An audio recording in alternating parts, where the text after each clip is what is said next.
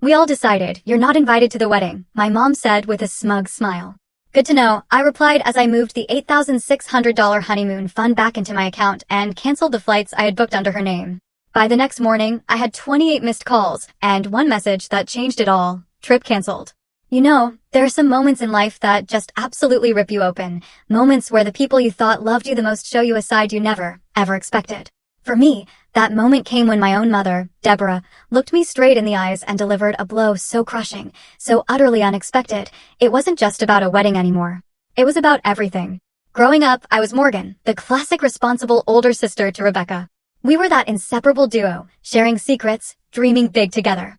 From teaching her to tie her shoes to navigating the absolute minefield of high school drama, I was her constant. Her protector. Her guide. But here's the thing about our family: Mom, Deborah, never bothered to hide her favoritism. Rebecca, with her artistic talent and bubbly personality, was the golden child. I was the practical one, the one who needed to lighten up. And Dad, Thomas, well, he existed in the periphery, always choosing peace over confrontation, even when Mom's behavior clearly crossed a line. Being the eldest and the practical one, I somehow became the default problem solver. Roof leaks? I arranged repairs. Bills piling up? I quietly covered the shortfalls from my own savings. This pattern just continued into adulthood. I even financially supported Rebecca through her art history degree when our parents' contributions conveniently fell short. The irony wasn't lost on me. I was a financial consultant at a prestigious firm in Boston, managing multi-million-dollar portfolios for clients, yet I was still expected to manage my family's finances, too. And honestly, I didn't mind. Helping Rebecca chase her dreams brought me genuine joy. 3 years ago, when Rebecca met James Wilson at an art gallery opening, I knew instantly they were perfect. He came from a wealthy family, but he wasn't flashy. He genuinely valued her artistic perspective and championed her career ambitions. Their engagement after 2 years of dating surprised absolutely no one. And I was the first person Rebecca called, her voice screaming with pure excitement. "Morgan," he proposed. "You're going to be my maid of honor, right? I can't do this without you." It was a December morning, her happiness bubbling over the phone. "Of course I will," I promised, already mentally mapping out how I'd help make her wedding dreams a reality. The initial planning stages? They were exactly what I'd imagined. Rebecca and I spent weekends browsing venues, debating color schemes, creating endless Pinterest boards. I meticulously took notes, wanting to ensure her vision became reality. My apartment slowly became a shrine to bridal magazines and fabric swatches. But then, the first sign of trouble. It was during what should have been a routine family dinner to discuss wedding budgets. Mom arrived, not with a receipt or a spreadsheet, but with a leather-bound wedding planner I'd never seen before. "I've already put deposits down on the Clayton Hotel," she announced, before anyone had even touched their salad. They only had one date available this summer, so I snatched it up. Rebecca looked surprised, but pleased. "Mom, that's so generous." But Morgan and I were still comparing venues. Mom just patted Rebecca's hand, shooting me a triumphant glance. "Darling, the Clayton books up a year in advance. We're lucky they had a cancellation. Besides, I've always imagined your wedding there." That was the first of many decisions made without consultation. Within weeks, Mom had essentially taken over, transforming from occasional participant to full-blown wedding dictator. Vendors I'd meticulously researched were dismissed for her friends' recommendations. The color scheme Rebecca and I had lovingly settled on? Suddenly, too drab. "It's fine," Rebecca assured me when I expressed concern. "Mom's really enjoying this, and it makes planning easier. Plus, she and Dad are contributing a lot financially." I bit my tongue. I stepped back, still helping where I could, but feeling increasingly like an outsider looking in. That feeling intensified when my cousin Megan started popping up and planning photos on social media. Megan had always orbited our family events, desperate to be part of the inner circle. Now, she was suddenly accompanying Rebecca and Mom to vendor meetings I hadn't even been invited to. One Instagram photo showed her holding color swatches against bridesmaid dress options, a task I thought would be mine as maid of honor. "Rebecca seems closer to Megan these days," I casually mentioned to my boyfriend Tyler one evening, scrolling through yet another photo of them at a cake tasting. "Maybe it's just because Megan has more free time," Tyler suggested, always the voice of reason. "You've been slammed at work this quarter." I nodded, trying to push down the nagging worry that something more significant was happening. After all, Rebecca and I had been each other's constants for 30 years. A few weeks of wedding planning couldn't change that, could it? But as spring progressed, the invitations to planning events stopped coming altogether. When I called Rebecca to check in, her responses became increasingly vague and rushed. The detailed discussions about centerpieces and music selections were replaced with quick texts, "Mom's handling it," or "already figured it out." Meanwhile, I was still financially contributing to elements of the wedding.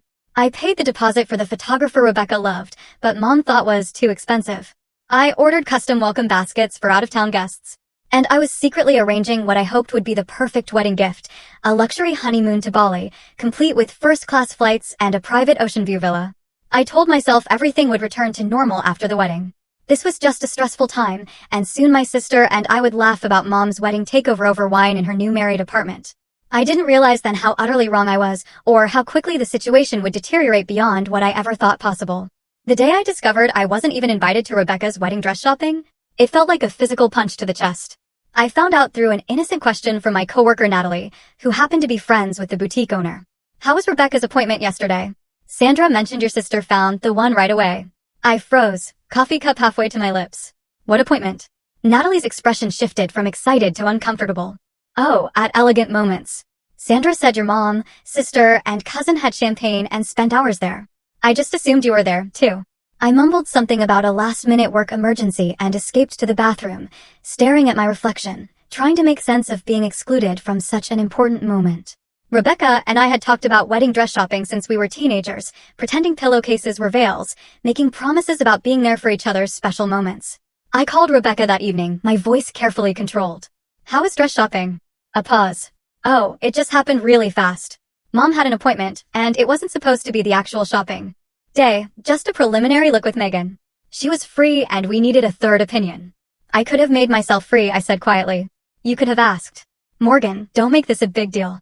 There will be plenty of other wedding stuff you can be part of." But the other wedding stuff never materialized. The bridal shower was organized without my input, though I was asked to contribute financially to the venue.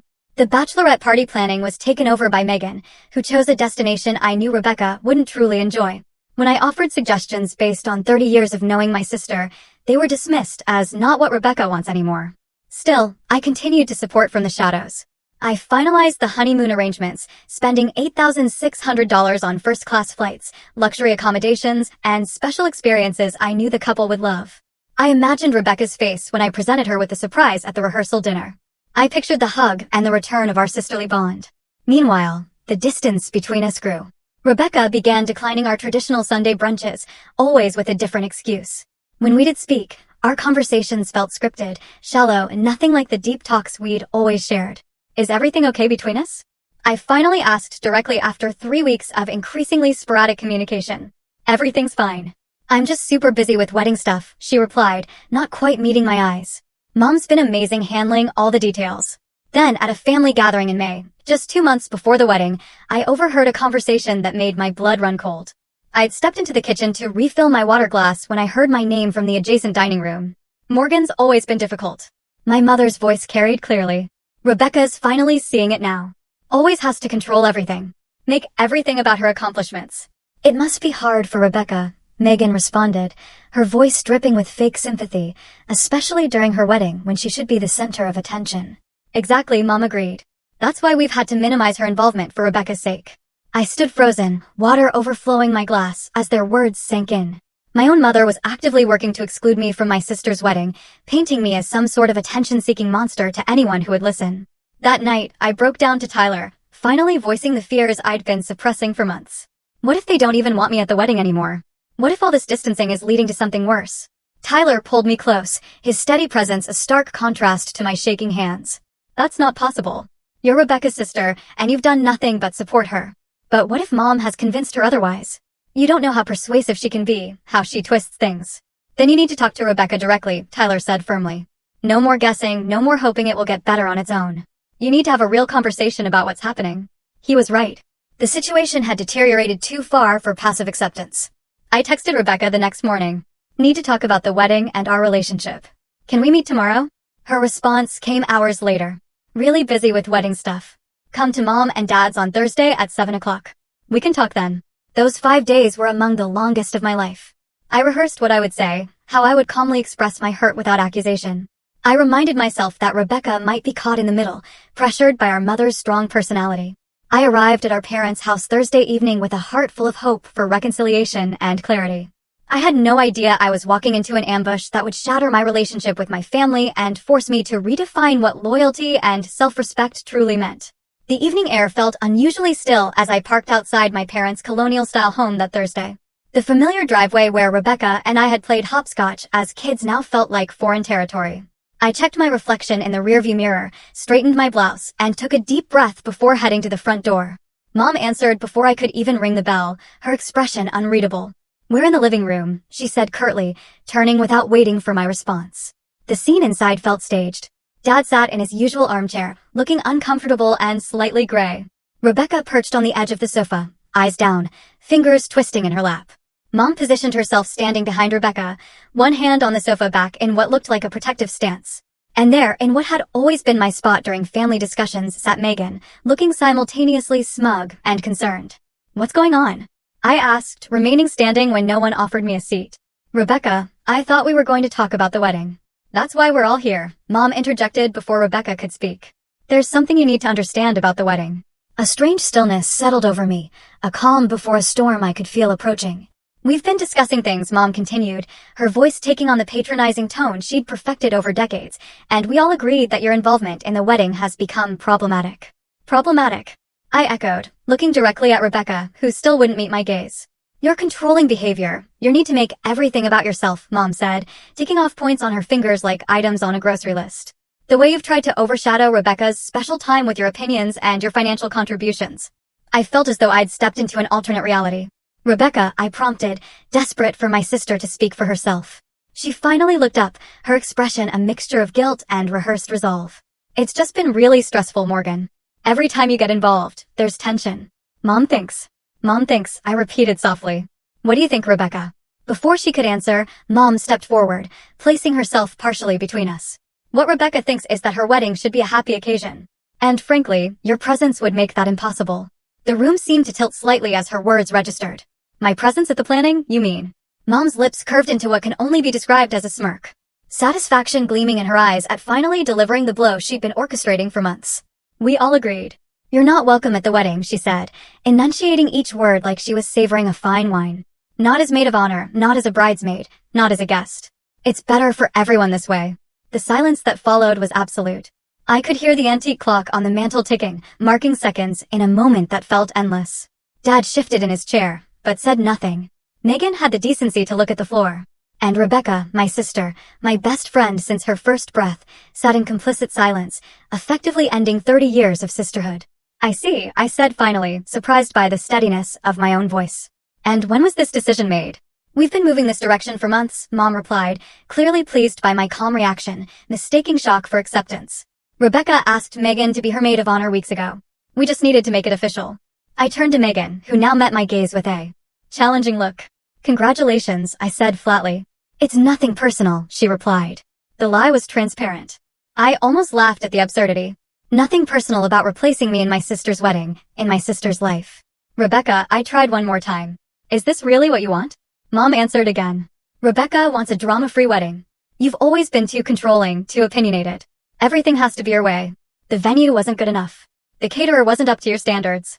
"That's not true, and you know it," I interrupted, feeling the first crack in my composed facade. "I've supported every decision, even when I wasn't consulted. I've contributed thousands of dollars without being asked." "See, there it is." Mom pointed accusingly. "Throwing your money in our faces, using your financial contributions to control the wedding. That's exactly why you can't be there." I looked at my father, silently pleading for him to say something, anything. He met my eyes briefly, then looked away, his lifelong pattern of avoiding conflict winning out even now. A strange calm settled over me then, a clarity cutting through the hurt and confusion. This wasn't a misunderstanding. This wasn't something that could be fixed with a heart-to-heart. This was a carefully orchestrated exclusion months in the making. "Good to know," I said simply. I turned and walked toward the door, my movements mechanical. Behind me, I heard Rebecca call my name once, softly, but no footsteps followed. No one tried to stop me. The drive home passed in a blur. Streetlights smeared like watercolors as unexpected tears filled my eyes. I pulled over twice when the road became too blurry to navigate safely. My phone buzzed repeatedly with incoming texts, but I couldn't bring myself to look at them. When I finally reached my apartment, Tyler was waiting, his face full of hopeful expectation that crumbled the moment he saw me. "What happened?" he asked, immediately pulling me into a hug. The whole story poured out in disjointed fragments between sobs, the ambush, Mom's cruel smirk, Rebecca's betrayal, Dad's silence, Megan's triumph. "They can't do this." Tyler said when I finished, outrage clear in his voice. You're her sister. You've done nothing but support her. Apparently, that doesn't matter, I whispered, emotional exhaustion beginning to set in. Mom's been working on this for months, turning Rebecca against me, making me out to be some kind of villain. What are you going to do? Tyler asked, his hand warm against mine. I stared out the window at the city lights below, feeling hollow yet somehow lighter, as if the worst had happened, and now I could begin to rebuild. I don't know yet, I admitted, but I know I deserve better than this. All of this. What I didn't realize then was that the confrontation that evening wasn't the end of the story. It was merely the setup for what would come next, both the depths of betrayal and the unexpected path to healing that would follow in the coming days. Sleep eluded me that night. I lay awake, replaying the scene at my parents' house, analyzing every word, every look, searching for something I might have misunderstood or misinterpreted. But the memory of my mother's satisfied smirk as she delivered her verdict left no room for ambiguity. By 4 a.m., I'd given up on sleep entirely. Sitting at my kitchen table with a cup of tea growing cold beside me, I began to catalog all I had contributed to Rebecca's wedding. The photographer deposit, $2,500. Custom welcome baskets for out-of-town guests, $1,800. The string quartet I'd arranged as a surprise for the ceremony, $1,200. The list grew longer as I remembered smaller expenses. The vintage hairpin I'd found that matched Rebecca's grandmother's earrings, the calligrapher I'd hired for the place cards after Rebecca mentioned loving hand lettering. And then, the honeymoon. The crown jewel of my gifts to my sister and James. First-class flights to Bali, $4,200. The private villa with ocean views, $3,800. The special experiences I'd arranged, a private cooking class, sunset cruise, guided trek to hidden waterfalls, $600. All told, I'd contributed over $15,000 to a wedding I was now banned from attending. The first light of dawn was breaking when I made my decision. I opened my laptop and navigated to my banking app. With steady fingers, I transferred the $8,600 honeymoon fund back to my personal account. Next, I logged into the airline and resort websites, methodically canceling each reservation. I sent a brief, professional email to the travel agent handling the special experiences, explaining that the plans had changed. My phone had been buzzing intermittently throughout the night with incoming texts and calls, but I hadn't looked at it. Now, I checked the notifications. 3 missed calls from Rebecca, 12 from Mom, even 1 from Dad, which was unusual. There were multiple texts, most from Mom, ranging from defensive, "You're making this all about you again," to accusatory, "After everything we've done for you," nothing that indicated remorse or reconsideration. I made one last call to my credit card company. "I need to report some unauthorized charges," I explained to the representative. "Family members have been making purchases without my permission." It wasn't entirely accurate, but it wasn't entirely untrue either. I'd never explicitly authorized my mother to use my card information for the additional wedding favors she'd ordered last month, or the upgraded linens she'd insisted upon. By 7 a.m., I'd methodically untangled my financial ties to Rebecca's wedding. I sent a brief email to my boss explaining I needed a personal day, then turned off my phone completely. The sudden silence felt both terrifying and liberating. I spent the morning walking through the public gardens, trying to process the magnitude of what had happened. The betrayal felt physical, an actual ache beneath my ribs that intensified with each breath. Rebecca and I had shared everything for 30 years, secrets, dreams, sorrows, celebrations. How could she sit silently while Mom banished me from her wedding? How could she replace me with Megan, of all people? Around noon, I met my best friend, Olivia, for lunch. I hadn't planned to tell her everything, but one look at my face and she knew something was catastrophically wrong. "They did what?" she exclaimed when I finished explaining, loud enough that neighboring tables turned to look. "Your own mother said that to your face?" I nodded, pushing salad around my plate without eating. And Rebecca just sat there, said nothing. Olivia's outrage was validating after hours of self-doubt. She tried to speak once or twice, but Mom kept interrupting, and she didn't stop any of it. So, I trailed off, the hurt still too raw to articulate fully. Olivia reached for my hand across the table. "Morgan, there's something you should know. I didn't tell you before because I didn't want to upset you, but now I think you need to hear it." My stomach tightened. "What is it?" "Your mom has been saying things about you for months now." Olivia looked uncomfortable. "At Rebecca's engagement party, she told my mother that you were jealous of Rebecca's happiness. And at the Williams dinner party last month, she mentioned how concerned everyone was about your fragile emotional state and how the family was walking on eggshells around you." I stared at her, stunned. "What? Why would she say that?" "Don't know. But she's been planting these little seeds with everyone in your social circle. Small comments, concerned looks. Nothing direct enough to seem malicious. Just enough to create this impression that you're unstable somehow. Difficult. Olivia squeezed my hand. I shut it down whenever I heard it, but I'm not everywhere. My mother's voice echoed in my memory. Your controlling behavior. Your need to make everything about yourself. She hadn't just been turning Rebecca against me. She'd been systematically undermining me with everyone we knew. But why? I whispered, more to myself than to Olivia. What does she gain from this? Control, Olivia said simply. You're successful, independent, financially stable. You have what she never did. My mom always said your mother seemed jealous of you, even when we were kids. The pieces began to align in a new pattern, illuminating decades of small cruelties and manipulations I'd normalized or excused. The times Mom had forgotten to tell me about family events. The backhanded compliments about my career. It's amazing you've done so well without a husband to support you. The way she subtly reminded Rebecca of every childhood slight while glossing over all I'd done to support and protect my sister. I've been so blind, I said finally. You've been a daughter who wanted to believe the best about her mother, Olivia corrected gently. That's not blindness, that's love. By the time I returned home that afternoon, I felt different. Still hurt, but clearer about what was happening and what I needed to do. I turned my phone back on and watched as notifications flooded in. 28 missed calls in total. Voicemails ranging from my mother's cold fury to my father's uncomfortable attempts at peacemaking. And one message from Rebecca, sent at 3:42 a.m., that changed everything. I'm so sorry, Morgan. Mom's been lying to me about you for months. James and I just found out what she did with the honeymoon reservations. Please call me, please. I need my sister back. I stared at Rebecca's message for a long time, my thumb hovering over the call button without pressing it.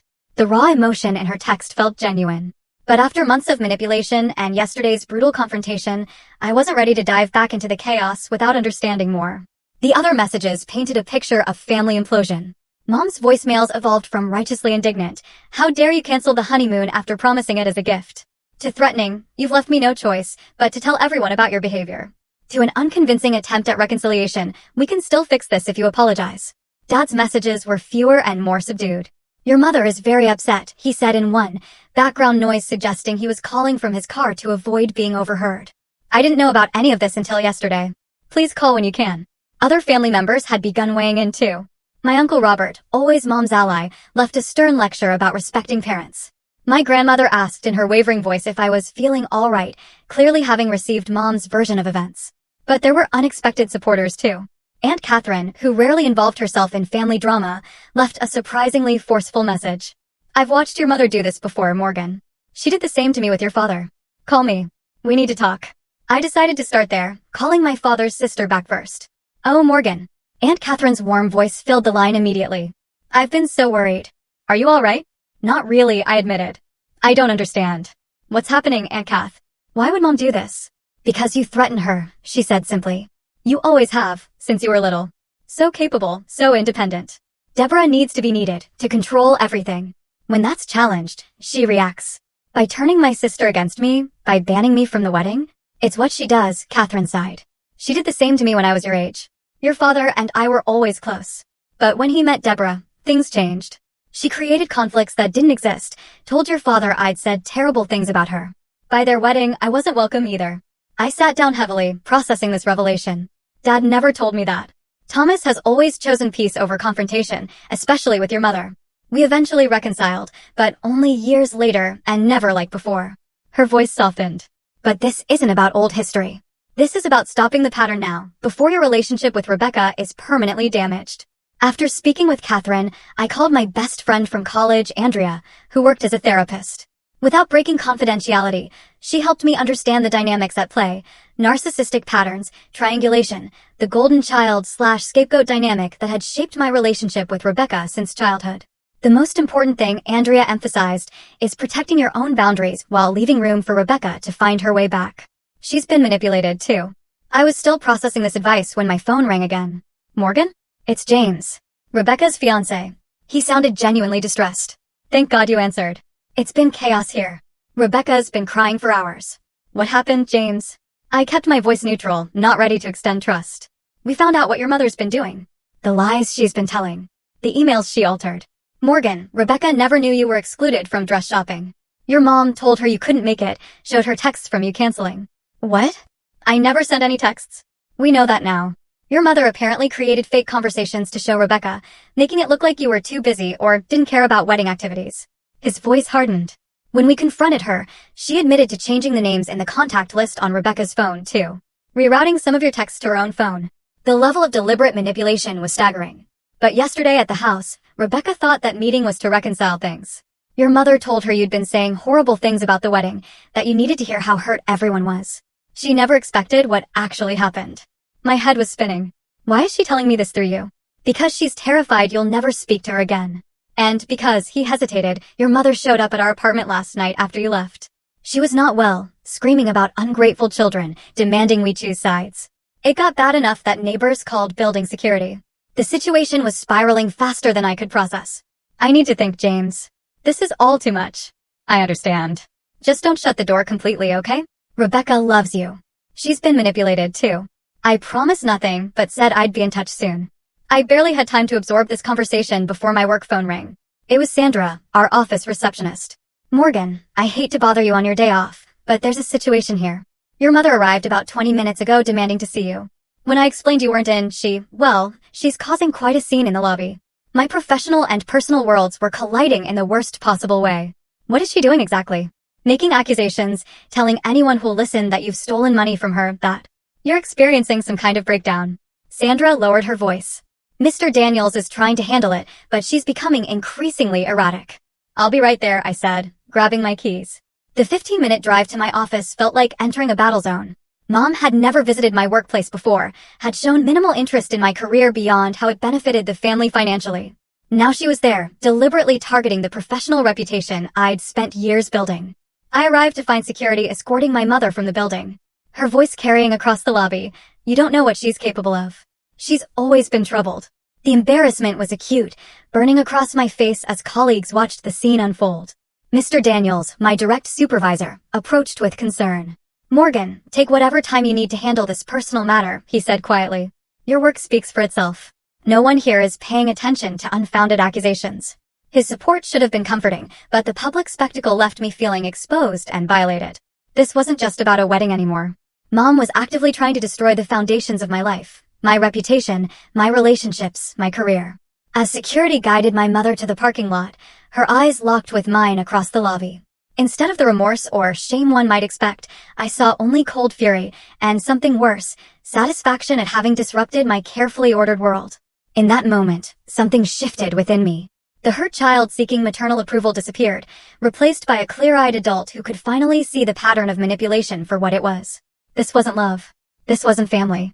This was abuse, and it had gone on long enough. I returned to my apartment and made a decision. It was time to address this situation once and for all. Not with emotional reactions, but with calm, irrefutable truth. I would meet with Rebecca and anyone else involved to lay out exactly what had happened and establish boundaries that would protect my well-being going forward. Whether those boundaries included attending the wedding or even maintaining contact with my mother remained to be seen. But for the first time, I understood that I deserved better treatment than I'd received, and I was prepared to demand it. 2 days later, I sat at a corner table in a neutral location, a quiet cafe halfway between my apartment and Rebecca's. I'd arrived early to settle my nerves, arranging printed evidence in a folder beside me, screenshots of original texts that contradicted Mom's fabricated ones, email confirmations of wedding arrangements I'd made, bank statements showing my financial contributions. Rebecca arrived alone, looking smaller somehow, her usual confidence diminished. Dark circles beneath her eyes matched my own. "Thank you for coming," she said softly, sliding into the chair opposite me. "James isn't joining us?" I asked, having expected him after our phone conversation. "He's parking the car. I wanted a few minutes with just you first." Her hands trembled slightly as she arranged her purse beside her. "Morgan, I don't even know where to begin." I waited, giving her space to find her words. This wasn't how I'd pictured our first conversation after the confrontation, but nothing about this situation had followed expected patterns. "I believed her," Rebecca finally said, voice breaking. "All these months, Mom has been showing me texts from you canceling plans, telling me you thought my wedding choices were tacky, that you were too busy with your important career to be bothered with wedding details." Tears spilled onto her cheeks. I believed her because it was easier than thinking my mother would lie so completely, so deliberately. "She showed you fake texts?"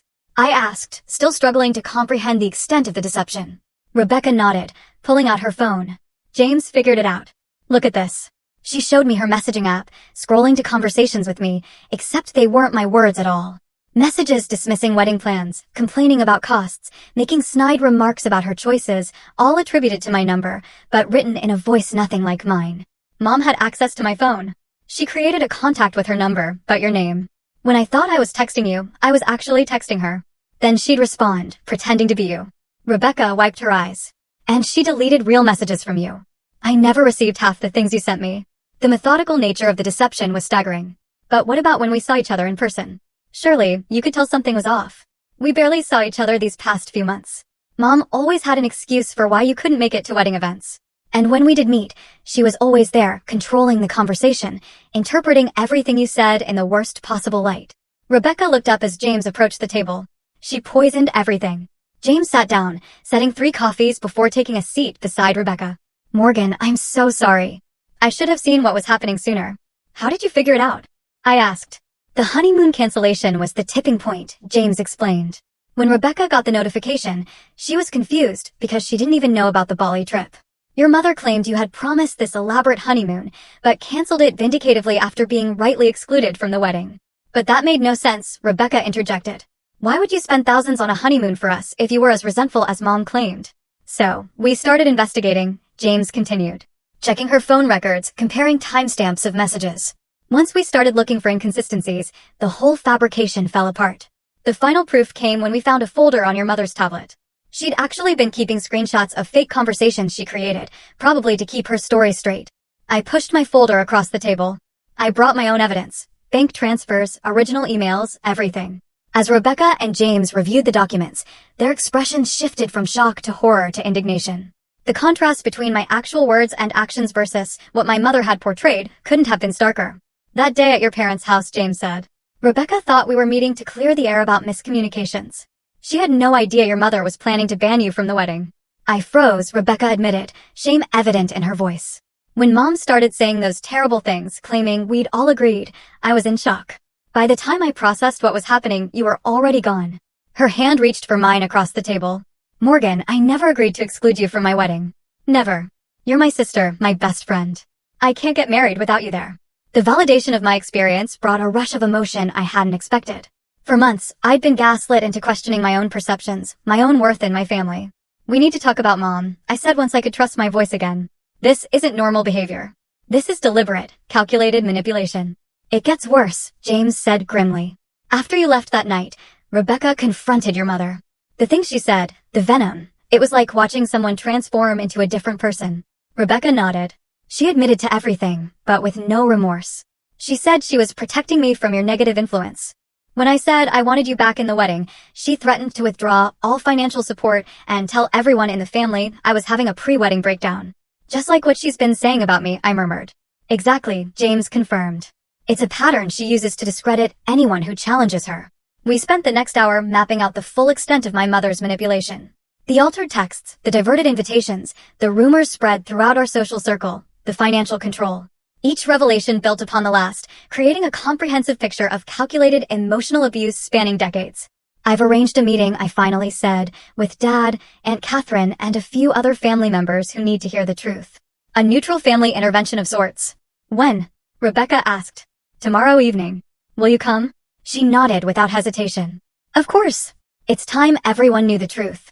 The family meeting the following evening was both difficult and necessary. We gathered in Aunt Catherine's living room. Myself, Rebecca and James, Dad, Aunt Catherine, Uncle Paul, and our maternal grandmother, Martha, who had specifically asked to be included after receiving concerning calls from Mom. I presented the evidence methodically, without emotion. The fake texts, the financial records, the witness accounts of Mom's public behaviors. Catherine shared similar experiences from decades earlier. James described Mom's meltdown at their apartment. Dad sat silent throughout most of the presentation, his face growing increasingly gray as the evidence mounted. When he finally spoke, his voice was barely audible. I knew some of it, he admitted. Not the extent, but enough that I should have done something long ago. He looked at me with eyes full of regret. I chose peace over protecting you. I'm so sorry, Morgan. Mom arrived last, having been told this was a wedding budget discussion. Her confident entrance faltered when she saw the assembled group, and the evidence spread across the coffee table. What is this? She demanded, eyes darting between faces. A chance for truth, I said simply. What followed was both predictable and painful. Initial denial, accusations of conspiracy against her, attempts to win allies through familiar manipulation tactics. When those failed, rage cold and cutting, then hot and uncontrolled, and finally, when cornered by irrefutable evidence, tears and claims of misunderstanding, of only wanting what was best for the family. "I will not be treated this way," she declared when everyone remained unmoved by her performance.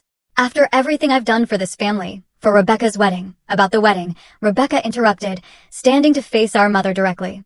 "Morgan will be my maid of honor, as I always wanted. If you can't accept that and behave respectfully toward her, then you will have a severely limited role in both the wedding and our lives going forward." Mom's face contorted with shock. "You would choose her over your own mother?" "I'm choosing truth over manipulation," Rebecca replied steadily. "I'm choosing health over toxicity. Your father will never allow this." Mom turned to Dad, expectation clear in her expression. For perhaps the first time in their marriage, Dad didn't yield to keep the peace. "Deborah, enough. Look at what you've done. Look at the evidence. This stops now." The intervention didn't end with a neat resolution. Mom left in a fury, promising consequences for our betrayal, but something fundamental had shifted. The pattern of manipulation had been exposed, named, and rejected by those it was designed to control. As far as difficult family members and wedding dynamics go, we were far from the finish line. But for the first time, I felt we were all walking in the same direction, toward truth and healthier relationships, regardless of what that might mean for the wedding, now just weeks away. The week before Rebecca's wedding arrived with a tentative new normal establishing itself within our fractured family. After the intervention, Mom had cycled through various tactics: icy silence, tearful pleas for understanding, rage-filled accusations, and finally a grudging outward acceptance of the new boundaries we'd established.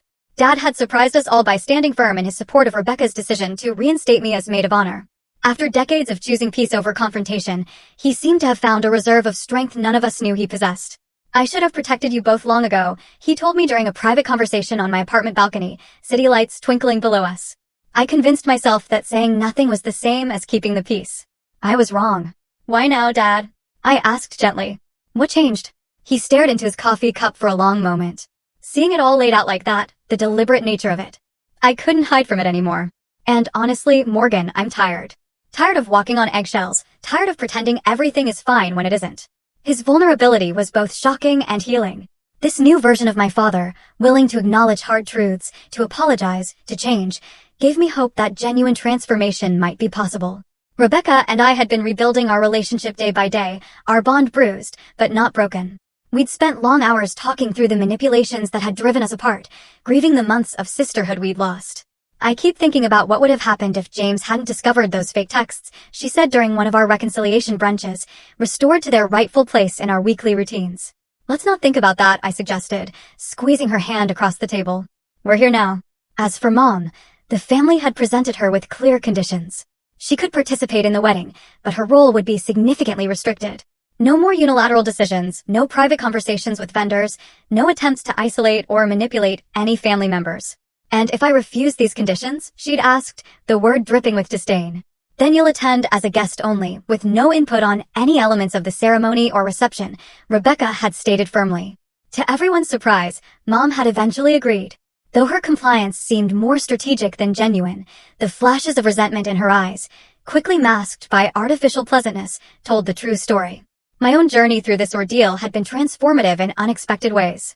The initial devastation had given way to clarity about family dynamics I'd normalized for too long. Working with a therapist specializing in family trauma, I'd begun to recognize patterns of enabling and people-pleasing in my own behavior that had made me vulnerable to manipulation. "Your worth isn't measured by what you provide to others," Dr. Marshall reminded me during a particularly difficult session.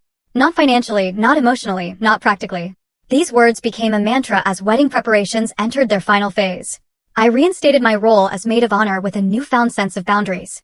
Yes, I would help coordinate the bridesmaids and assist Rebecca with last-minute details. No, I would not deplete my savings or sacrifice my well-being to manage everyone else's emotions. I'd also rebooked a modified version of the honeymoon package for Rebecca and James. Still generous, but scaled to reflect my new understanding of healthy giving. "This is a gift freely given, with no strings attached," I told them when presenting the revised itinerary, "not a payment for inclusion or affection." The wedding day itself arrived sunny and clear, a beautiful contrast to the emotional storms of previous months. The ceremony was scheduled for 4 p.m. at the Clayton Hotel, leaving the morning and early afternoon for preparations. Mom maintained her promised behavior, though the effort visibly strained her. Her interactions with me were minimal but outwardly polite. Her attention focused on playing the role of mother of the bride perfectly for the gathering guests. As I helped Rebecca into her wedding dress, the one I hadn't been present to see her choose, I felt a momentary pang of loss for the uncomplicated joy this day should have held. Rebecca caught my expression in the mirror. "I wish we could erase the last few months," she said softly. "I don't," I surprised myself by responding. As painful as it was, it brought truth into the open. "We can build something healthier now." She turned to face me, radiant in ivory lace. "When did my big sister get so wise?" "Probably around the time my little sister got so brave," I replied, carefully adjusting her veil. The ceremony proceeded beautifully. I stood proudly beside Rebecca, holding her bouquet as she and James exchanged vows full of authentic emotion. Mom sat in the front row beside Dad, her composure perfect, her eyes occasionally meeting mine with unreadable emotion. It was during the reception that the most unexpected moment of healing occurred. As guests mingled during cocktail hour, I found myself momentarily alone near the gift table, adjusting some displaced cards. "The calligraphy is beautiful." Mom's voice came from behind me. "That was your doing, wasn't it?" I turned, braced for criticism disguised as a compliment, but her expression held something I rarely saw directed at me, genuine appreciation. "Yes," I answered simply. Rebecca mentioned loving hand lettering. "So?" Mom nodded, an uncomfortable silence stretching between us. Finally, she spoke again, her voice lower, less certain. "You've always noticed those details about people, what they love, what matters to them. I never had that gift." The admission, so small yet so significant coming from her, left me momentarily speechless. "The therapist Catherine recommended," Mom continued, looking anywhere but at me, "says I need to practice acknowledging other strengths without feeling diminished by them." A brief, humorless laugh. "Apparently, I have work to do in that area." "You're seeing a therapist?" I couldn't keep the surprise from my voice. "Your father insisted after everything." She trailed off, then squared her shoulders. "I don't expect this to fix things between us. I know that will take time, if it's even possible, but I am trying." It wasn't an apology. It wasn't a transformation. But it was a tiny crack in the fortress of denial she'd built around herself. And for today, that was enough. 1 month after the wedding, our family began tentative group therapy sessions. Mom attended reluctantly at first, then with increasing willingness, as the framework gave her acceptable ways to express her needs without manipulation. Dad found his voice gradually, speaking truths long suppressed. Rebecca and I strengthened our sisterhood, now built on mutual respect rather than codependent patterns. My own healing journey continued independently as well. I established clearer boundaries in all relationships, not just with family. I learned to recognize when my helping veered into unhealthy territory. And most importantly, I began to value myself apart from what I could provide or do for others. Tyler had been my rock throughout the entire ordeal, his steadfast support never wavering. 6 months after Rebecca's wedding, during a weekend hike to our favorite mountain overlook, he proposed. "Yes," I said without hesitation, but with one condition. He raised an eyebrow. "Waiting. Our wedding planning stays between us. Small committee, clear boundaries, no drama." His laughter echoed across the valley below us. "Deal." Life continued to evolve in the years that followed. Mom's progress came in fits and starts, some days showing genuine growth, others falling back into old patterns. Dad discovered a newfound confidence that revitalized not just his marriage, but his long-deferred personal interests. Rebecca and James welcomed their first child, making me an aunt to a little girl whose middle name, Lisa, brought tears to my eyes. And I learned perhaps the most valuable lesson of all, that forgiveness doesn't require forgetting, that boundaries aren't barriers to love, but foundations for its healthiest expression, and that standing firm in your own worth is not selfish, but essential. The journey from that devastating night when my mother said those cruel words, "We all agreed, you're not welcome at the wedding," to where I stand now wasn't direct or easy. It required courage to face painful truths, wisdom to distinguish healthy relationships from toxic ones, and strength to demand the respect I deserved. If you're facing similar family challenges or painful exclusions, remember that sometimes the hardest boundaries to set are the ones that ultimately lead to healing. Your worth isn't determined by others' ability to recognize it. And sometimes, when the door to reconciliation seems firmly closed, it's actually the first step toward opening a healthier one.